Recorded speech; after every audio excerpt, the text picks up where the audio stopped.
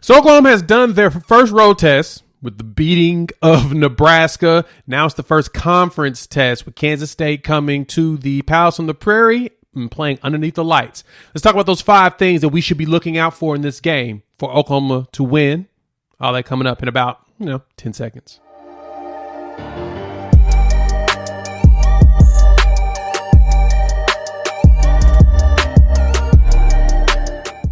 What is good, everybody? It's your boy Jay here with Unfair Sports, talking OU football, college football, and sports in general.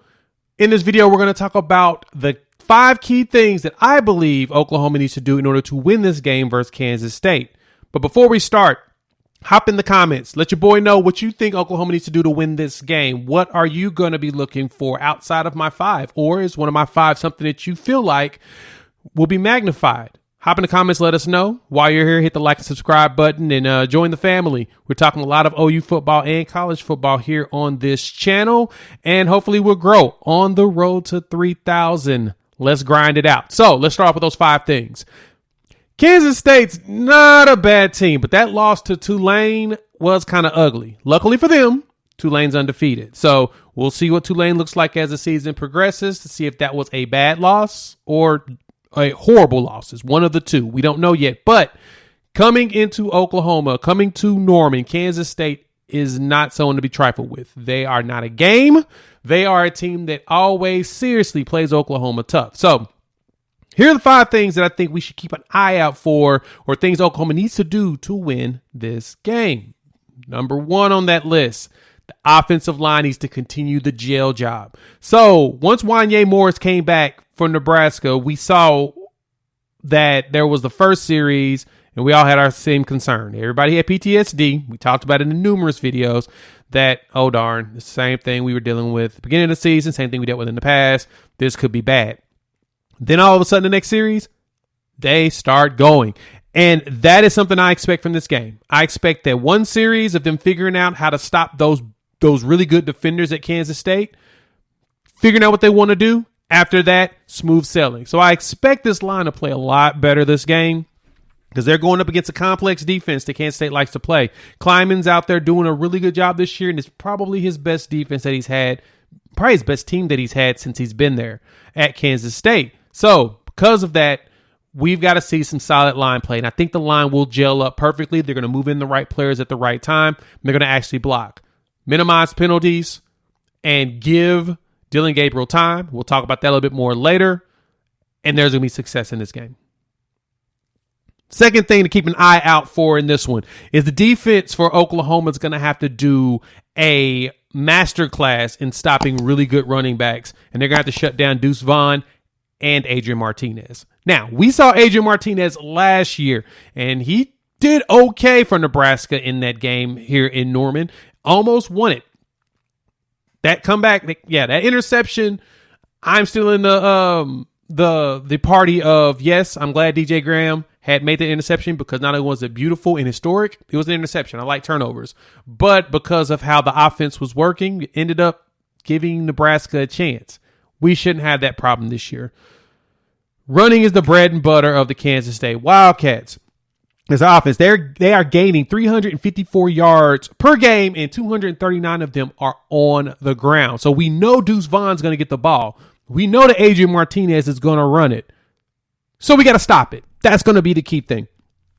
Deuce Vaughn's averaging 116 yards per game right now, with Martinez adding 50 more yards. So if they neutralize the run and force Martinez to pass just like they did Casey Thompson last week against Nebraska, stopping Anthony Grant was the critical portion of winning that game. Giving up only 36 yards of rushing to Grant, who is considered in a lot of people's Heisman conversation coming into the season, one of the best JUCO players coming into the league this year. That was a big feat, and that was a fantastic job and masterful job on the defensive side. Got to replicate that. So a lot of things in this game is going to be similar to what we did against Nebraska. Stopping the run, force the quarterback to beat you, because Adrian Martinez is not throwing he's barely throwing over 100 yards a game. They're not throwing the ball very often. I mean, at 239 on the ground out of the 354, that tells you what? That's about 120 Actually, 115 yards passing per game. That's not going to beat us. So that's going to be key. Stopping the run, forcing Vaughn to do this. Now, last year when Vaughn played against us, he had 51 rushing yards, and so we neutralized that part. But this is where he's dangerous, is in space. 10 catches, 109 yards. We have to not allow that. We've got to eliminate that portion of it. If Oklahoma does that, it's all gravy, baby. Third thing to keep an eye out for in this game is going into page 7 of the playbook. So we saw some trickery against Nebraska. We saw the Braden Willis touchdown pass, which was beautiful, something that we've all been wanting to see. Expect more things like that. Now, not just trickery, but we're in conference play. Got to start opening up that book even more. Got to start figuring out ways to get passes out fast, as well as buying time for the deep ball. This is going to be the game where they do it. Kansas State's the perfect test for it because they're really good on the defensive side of the ball.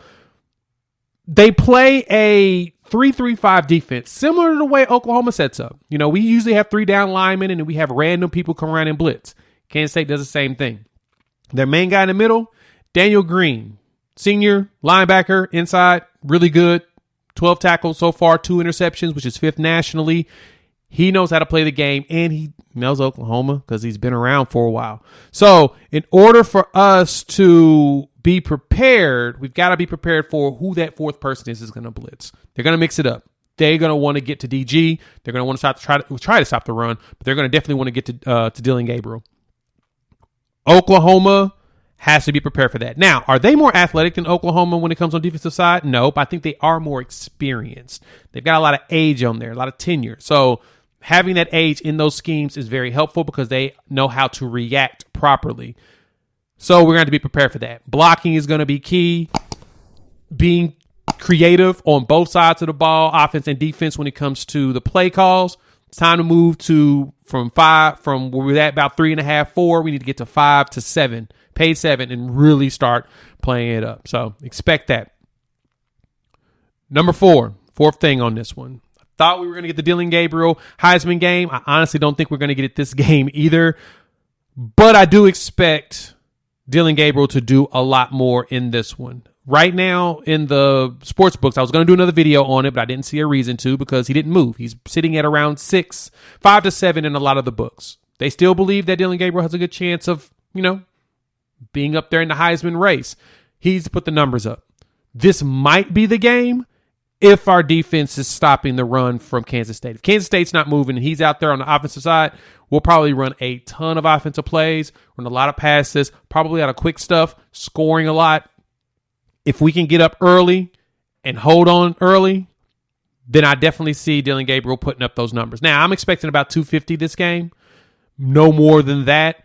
He probably will surprise us and get 300, but he's got to get those wide receivers involved. More Farouks, more Mims. We got to get at least a deep ball to Jaden Gibson. We got to get Gavin Freeman in there. So I'm expecting that playbook to open, and because the playbook will open, we'll see a lot of opportunities for the players to do some things. So because they're going to be doing that 3-3-5 defense, Dylan Gabriel's got to make some quick decisions and pay and leverage his knowledge of Levy's offense and ratios to be able to really get to those open guys. That's going to be important. And he's probably going to do some running too. We may get another big run out of him come this game, and it'll probably come early because that feels like that's the time that the scrambling really goes down.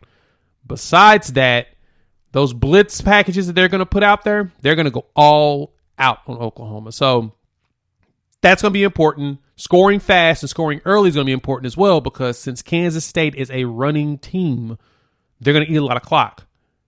The only way to stop that, get them off the field, go out there and score. Our defense is going to be weighed on heavily, and hopefully it's because Dylan Gabriel is scoring really fast. So let's see how that part goes. And the fifth thing to keep your eyes on in this game, Lightning and Thunder game. So if y'all saw, did my apology video to my main man, Eric Gray, because I was wrong. I was foul, Jody. I can smell myself over here. But he is definitely shown that he's put in the work. His body looks like it. His running style looks like it. Everything looks like it. We need to see both him and Major out there eating up that clock. So as long as Dylan Gabriel can get us up early and really fast, or we get some breakaway run plays, we need to pound it down their throat. We need 60, 70, 80-yard drives with a lot of running, especially midway and late in the game. It's going to be heavily on Eric Gray and Marcus Major to go out there and make sure we're eating clock, giving our defense an opportunity to get a break. That way, defensively, we are stopping this team. So, with that, score predictions. The spread is at 12.5 right now. I just saw on ESPN, and the over/under is set at about 53. So, don't expect this to be a super high-scoring game for the most part. I do. I'm going to say this.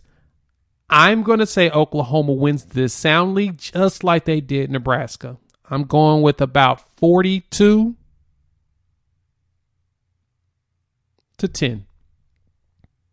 I think we hit the under, and I think that we defensively dominate. That's what we need to show more of. Everyone is paying attention to us now. The national media now knows Oklahoma exists. Kidding, they've been knowing that, but they are keeping an eye on this team. So I'm going with the 42-10. Hopefully we get 50 this game. I want to see fireworks at the party at the Palace. So if you're going to be there, let your boy know. Please party hard. I won't be able to make it this week, but I do plan on hitting up a game very soon. With that, please hit the like and subscribe button. Let us know that we're doing what we're supposed to do. Let YouTube know that you like this content. Of course, subscribe, hit the notification bell so that you can keep getting the content we're putting out. It's going to be a lot more cool stuff coming as we go through the year. Super excited about having you here. Thank you all for the support. And with that, we will chop it up with you in a few days.